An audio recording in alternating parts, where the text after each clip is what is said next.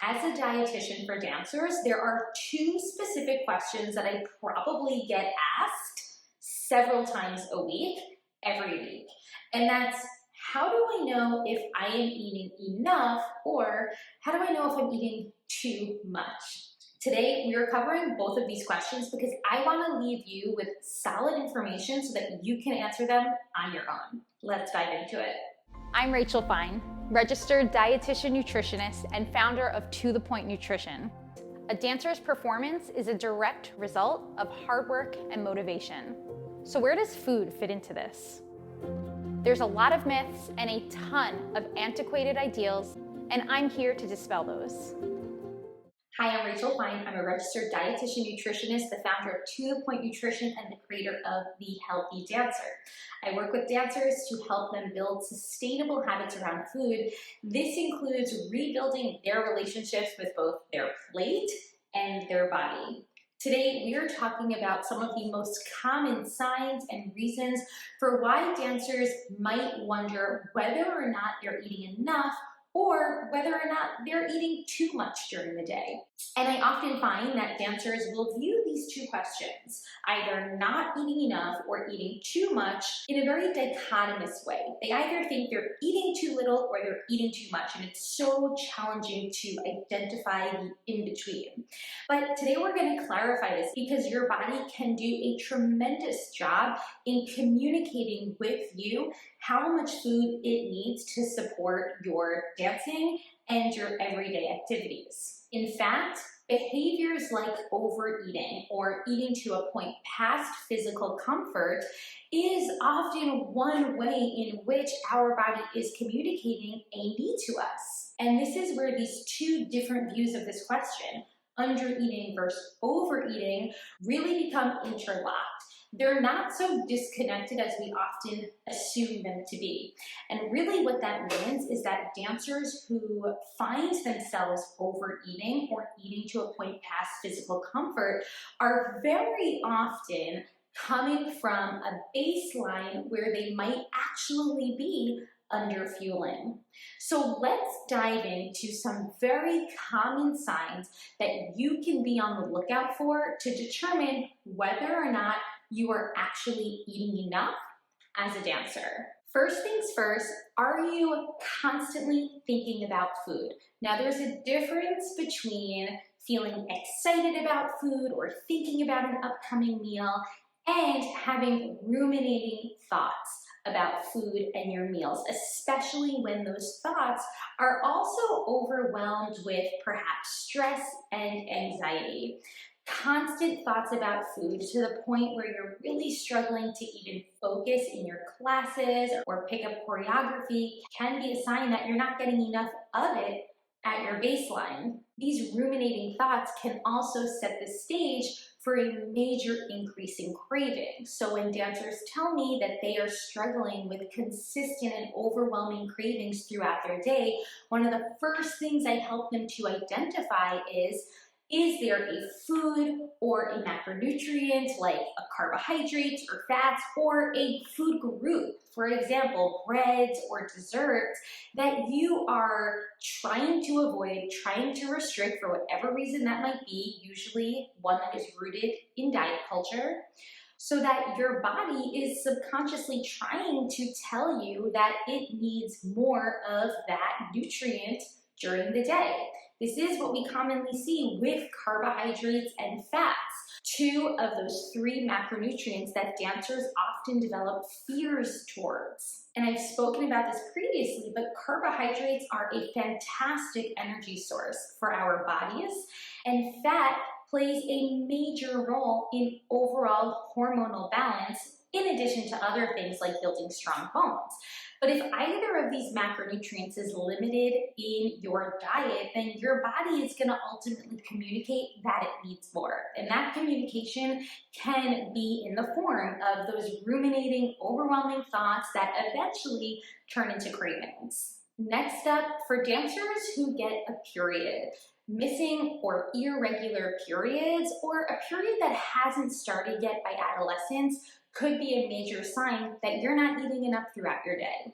One of the first things that I am working on with the dancers in the Healthy Dancer program is making sure that their body has enough energy needs to support not just their physical dancing, but also their body's metabolic needs. And often that means for dancers who get a period, supporting regular menstruation. And for your body to do that, it needs an adequate amount of energy. So if you're noticing irregular periods, missing periods, or you're an adolescent who has not yet gotten their period, then you're really going to want to take this as a sign that it's time to speak with a registered dietitian nutritionist to assess whether or not you're eating enough throughout the day. This also brings into the conversation relative energy deficiency in sport, that syndrome of negative complications that we see from low energy intake or inadequate energy balance. As an example, you're not eating enough and you're exercising a ton. Now, relative energy deficiency in sport, also known as RED-S, can happen in all dancers. And I've spoken in previous videos how dancers can determine whether or not they might be struggling with relative energy deficiency in sport. But one such way would be recurring injuries, like stress fractures. If you feel like you're struggling to heal from injuries or you're just experiencing recurring injuries, then it might be a sign that we need to boost your intake throughout the day. Another sign that you might not be eating enough is unexplained digestive discomfort. There's a lot of emerging research that's showing us that feelings like bloat and constipation, which are often associated with functional digestive disorders, might be associated with disordered eating. Functional digestive disorders can often go misdiagnosed for dancers. One such example is IBS, or irritable bowel syndrome, and functional digestive disorders shouldn't be confused with other digestive disorders like colitis and Crohn's disease, both of which, unlike with our functional digestive disorders, have very clear markers for diagnosis. So this is why we often see misdiagnoses or unexplained diagnoses when it comes to those functional digestive disorders. And just to clarify, these can often be experienced as a compilation of negative symptoms like gas, constipation, and even diarrhea. What's super interesting is that the research shows us that 98% of those who struggle with disordered eating also struggle with some sort of digestive disorder. And disordered eating in of itself has been shown to be a cause of some of this digestive discomfort. So if you're experiencing unexplained discomfort, then this might be another clear sign that it's time to work with a registered dietitian to better assess your daily meal plan.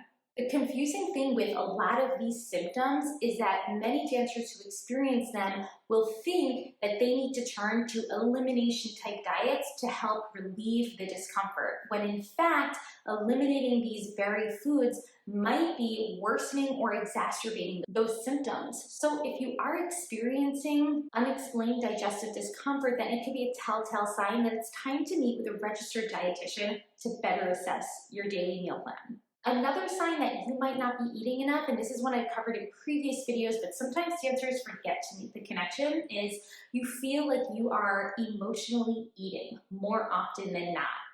Turning to food to navigate through heightened emotional triggers or emotional distress can be driven or exacerbated by undereating or a baseline that just isn't adequately fueled. So though food in of itself can be a coping tool to temporarily relieve that emotional discomfort, that behavior of eating when you are experiencing emotional distress will be exacerbated if your baseline intake is too low. And this is often where we start to see dancers eating to a point past physical comfort or overeating in these very instances. Another sign, and this one's a bit more obvious, is you're just not feeling energized in class. Now you could be moving through the bar, feeling pretty drained, or by the time you get to petit allegro, you can barely lift your feet off the ground. So really start to consider your energy levels in class as a telltale sign of whether or not you need to get more food in. Another less common reason is you're trying to abide by those clean eating lifestyles. So I've said it many times before, and I get a lot of pushback for this, but I really stand behind what I say. Clean eating can very often guise disordered eating. And with the dancers that I've worked with in my many years as a dietitian, I can tell you that those who promote clean eating lifestyles are usually proponents of low-calorie diets. So we really want to steer clear of these types of restrictive regimens. Another telltale sign that I've spoken about previously on my channel is you are relying too heavily on intuitive eating. I know this one often takes dancers off guard, but hear me out. For dancers especially, diminished hunger cues throughout their day are super common, whether it be because of a history of restrictive eating or just a super busy schedule. Dancers' hunger cues often go unnoticed and therefore are quite unreliable. So if a dancer is unknowingly attempting a quote-unquote intuitive eating plan, then they could be risking underfueling, especially if they're not experiencing reliable hunger cues throughout the day. So this is where proactive fueling comes into play, and you can read more about it on my blog. Another telltale sign is that you're always feeling cold. There could be several signs for this, but the most common reason is that your body might not have enough body fat on it, and body fat plays a huge role in thermal regulation. So if your body fat stores are too low, then your body's going to have a really challenging time maintaining heat and regulating its internal temperature. A few more telltale signs: you were really worried about tracking your calories throughout the day. So the entire reason that I wanted to make this video was so that you can identify whether or not you are eating enough without having to rely on these external food regimens that often entail calorie counting. If you feel like you are trying to abide by a maximum target calorie level throughout your day, then chances are you might be risking undereating. This falls into my next one, which is you're also getting nutrition information from unqualified sources. So if you are researching how many calories you should be eating in a day and you're pulling that off the internet, then I suggest you to beware, because the internet, a calculation that you're reading online, is not going to know the amount of calories that your individual body needs during the day.